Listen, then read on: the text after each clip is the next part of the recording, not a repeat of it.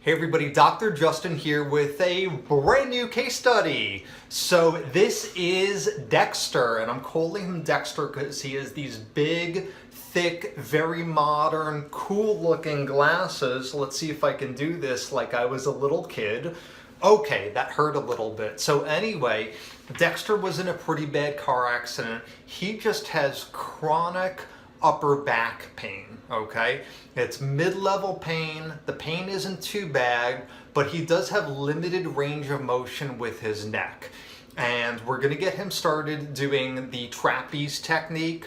We're gonna see how he does with it. I do have his MRI right over here. He does have posterior bulges from C5 all the way down to T1, okay? So there's definitely some stuff going on in that cervical thoracic region right over there. So keep on watching. It'll be interesting to see what happens with him. And otherwise, everybody have a great day.